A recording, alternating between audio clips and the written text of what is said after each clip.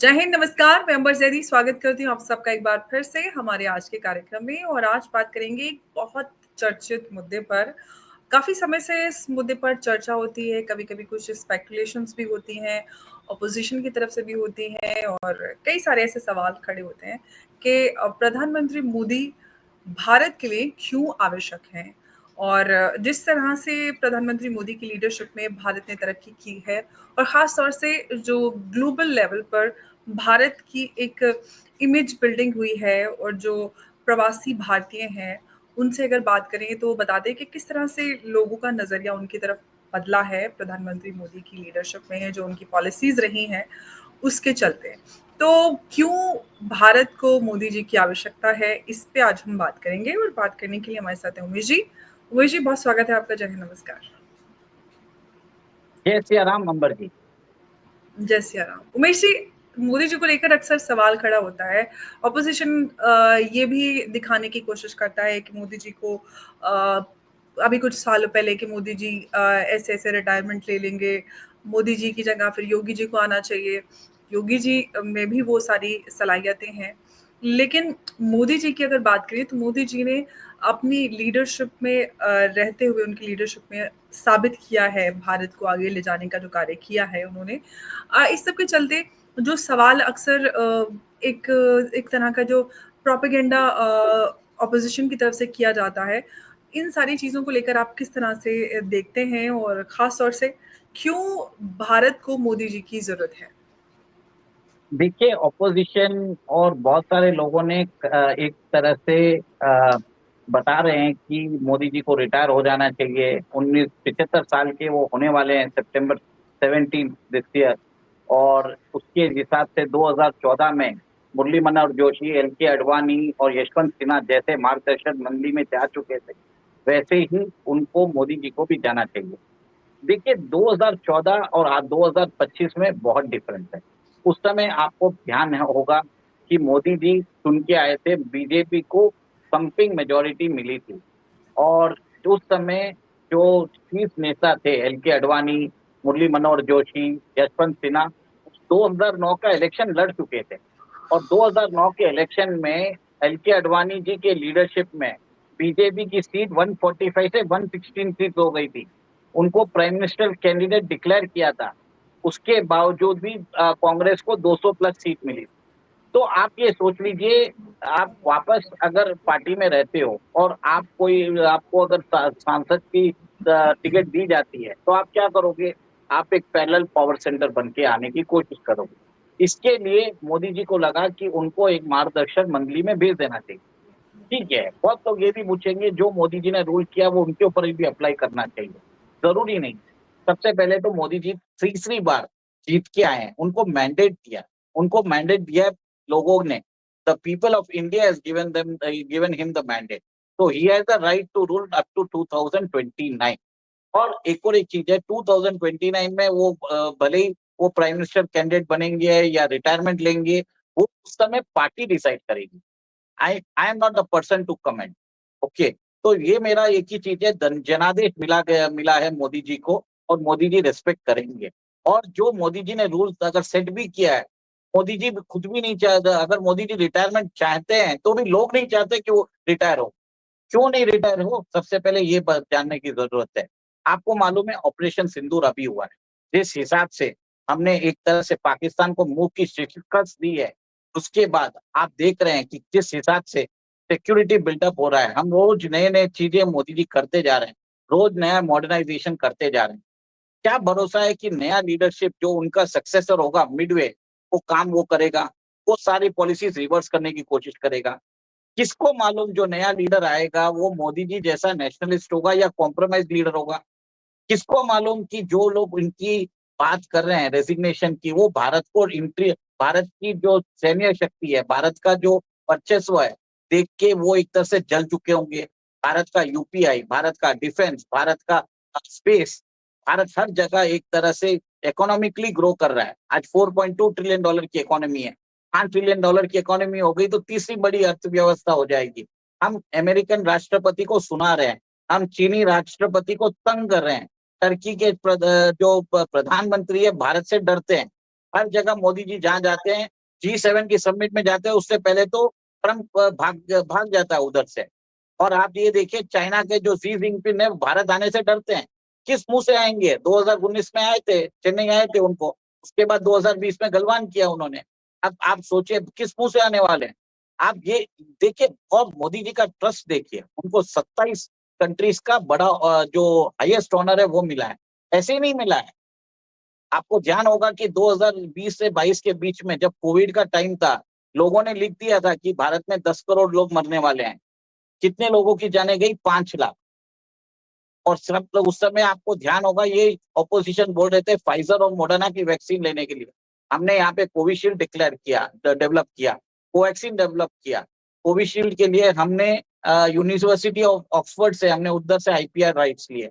और वो जो कोविशील्ड है, हमने 110 कंट्रीज को फ्री में दिया, इवन पाकिस्तान को दिया। आप सोच लीजिए।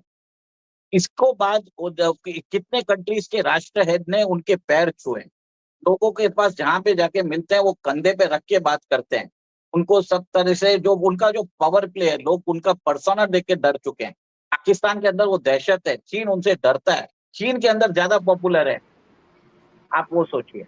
तो यहाँ जी। पे आपने वो भी देखा है कि जॉर्ज सोरोस ने बोला है 2019 में कि I have committed $1 billion to dislodge the elected government of Narendra Modi.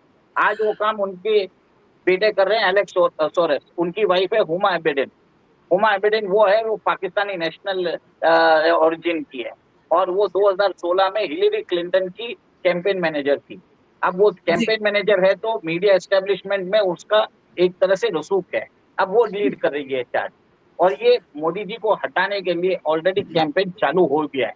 5 अगस्त 2024 शेख हसीना को हतपस्त किया गया था, फिर वो भारत आ गई थी। उसके बाद आप देख रहे हैं कंटिन्यूसली कुछ ना कुछ होता जा रहा है।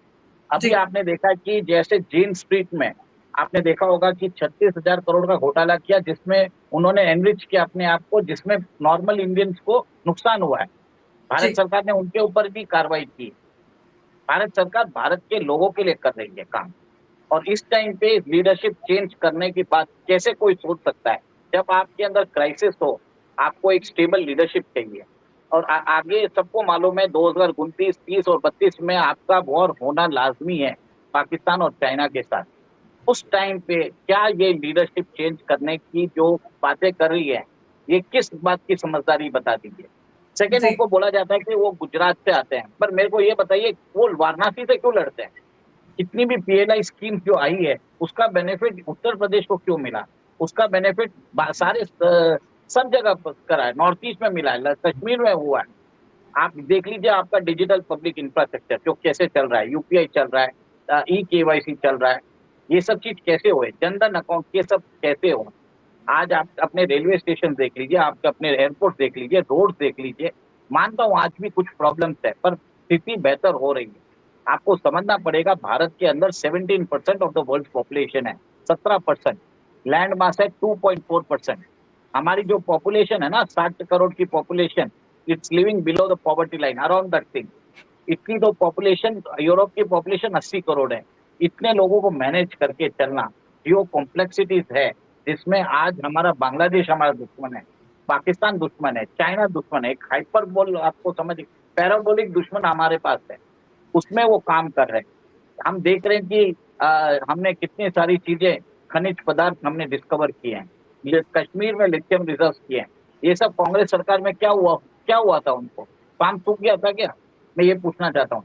सोनिया गांधी से क्यों नहीं पूछते भाई, वो 78 ईयर्स की हो गई है, why does she does not retire? कोई कोई बाकी पॉलिटिकल लीडर्स को क्यों नहीं पूछता? खरगे साहब को क्यों नहीं पूछते?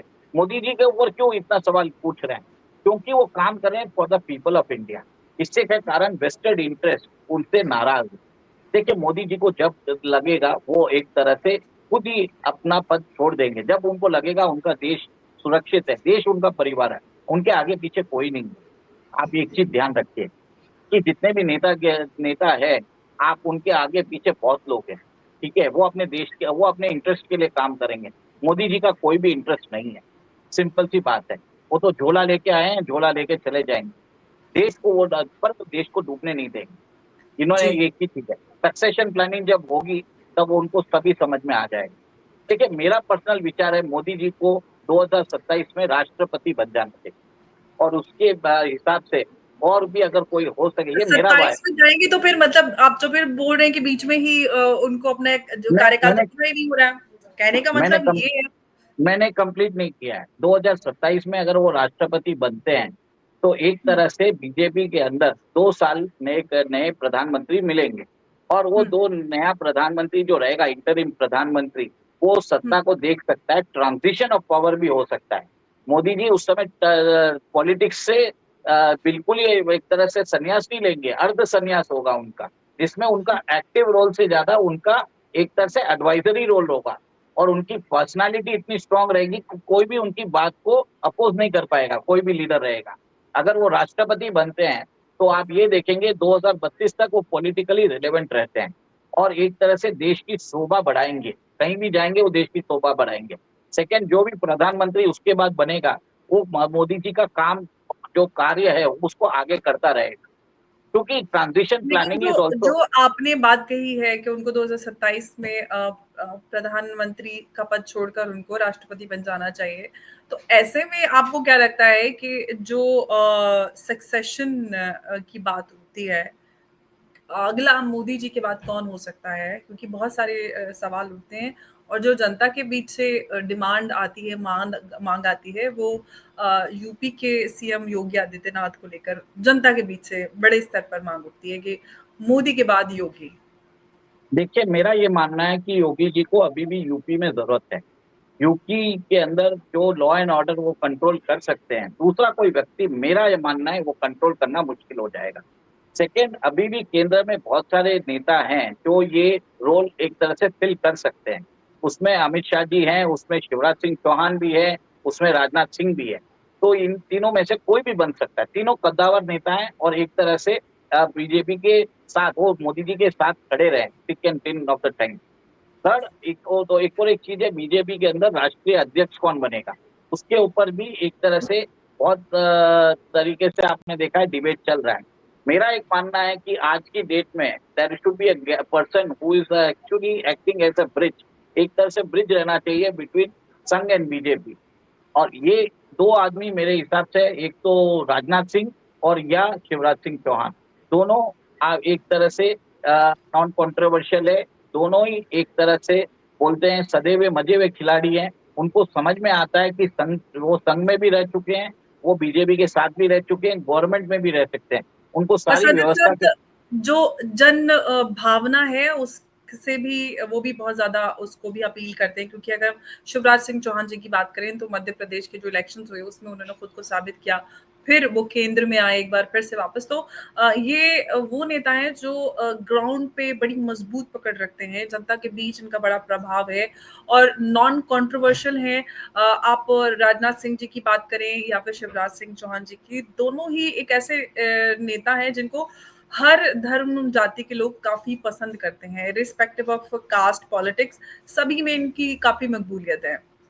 देखिए, शिवराज सिंह चौहान जी का ऐसा है कि उन्होंने एमपी में 29 आउट ऑफ 29 सीट दिलाई है बीजेपी को। Second, absolutely. जो लाडली बहना योजना है जिसके कारण बीजेपी ने महाराष्ट्र जीता है, वो उनका ब्रेन चाइल्ड है। तो एक तरह से उनको मालूम भी है, और बहुत ही एक तरह से नॉन कॉन्ट्रोवर्शियल पर्सन है, और उनको संघ और बीजेपी दोनों जगह से उनको सपोर्ट मिलता है। तो he is the one who can act as a coordination. हम चाहते हैं एक स्मूथ ट्रांजिशन हो बीजेपी के अंदर, एक तरह से जो कलह जो है, जो दिख रही है वो ना दिखे, और उसी हिसाब से है। और मेरा ये मानना है कि 2029 में जो इलेक्शन होता है, उसका जो प्राइम मिनिस्टर कैंडिडेट होना चाहिए, वो योगी जी होना चाहिए। क्योंकि 2000 आपको ध्यान है, 13 के अंदर मोदी जी को आपको उनको एक कैंडिडेट बनाया गया। तो 2029 में 2027 का यूपी इलेक्शन अगर योगी जी निकाल पाते हैं, और वो अच्छी मेजोरिटी दे देते हैं बीजेपी को, उनको 2029 में हमें बीजेपी का उम्मीदवार रख के उनको राष्ट्रीय स्तर पे प्रोजेक्ट करना पड़ेगा। क्योंकि आप, मेरा ये मानना है, 15 साल बीजेपी सत्ता में रही है, तो एंटी इनकम्बेंसी रहना जरूरी है।